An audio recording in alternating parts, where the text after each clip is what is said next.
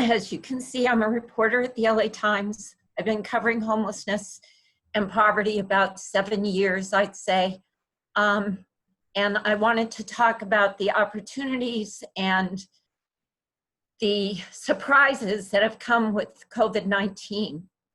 If you want to go to the first slide.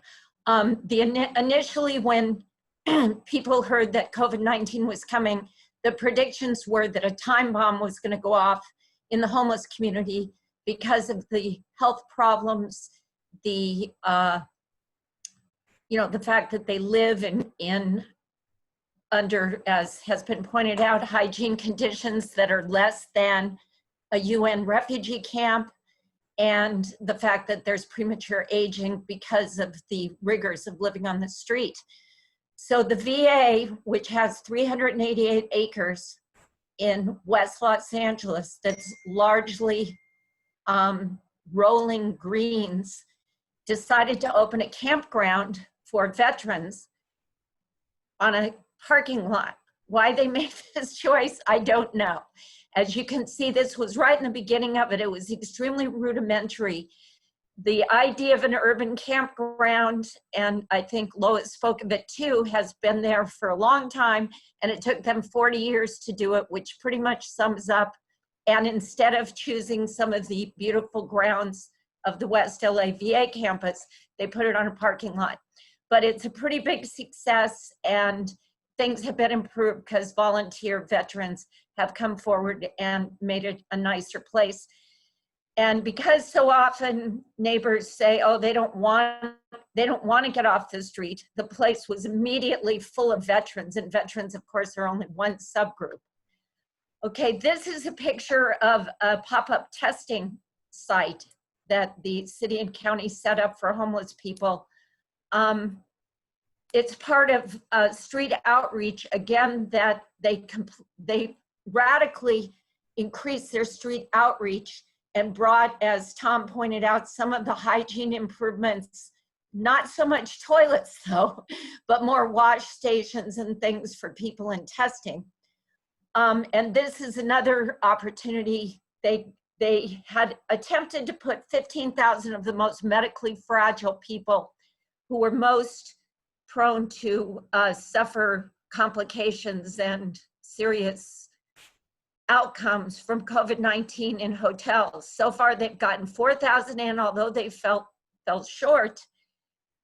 It's still the biggest single housing of street homeless people. There were also people taken from shelters put in there as they thin the population of shelters, which is actually where the only real homeless outbreaks have occurred so far.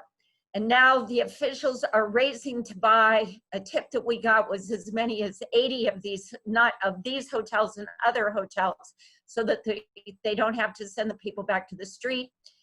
And again, what we've heard is that they were unable to get very many hotels in downtown because they're all owned by REITs or other trusts that just wouldn't negotiate. So these are opportunities. Shockingly, the COVID-19 epidemic has not hit the homeless people thus far as hard as had been predicted. And there's a lot of different theories as to why this is the case. But putting aside the danger of COVID-19, the rigors, again, or the suffering that goes on in the street that Suzette mentioned that causes people to be biologically 20 years older than their chronological age, is nothing's really changed about that except for the people who have managed to get off the street. So it's almost like this crisis opened these opportunities and new thinking, but the main problem is still there, which is living on the street is very deadly in many ways. I recently did a story about a big uptick in suicides, and particularly by hangings, because, and a lot of this has to do with how long people have been left to live in the street. Every life that's lost is a life squandered. You see people like Suzette and Tom that are such valuable people, and it's time to get people off the street and save their lives and exploit and know the talents that they have in a safe environment. Thank you.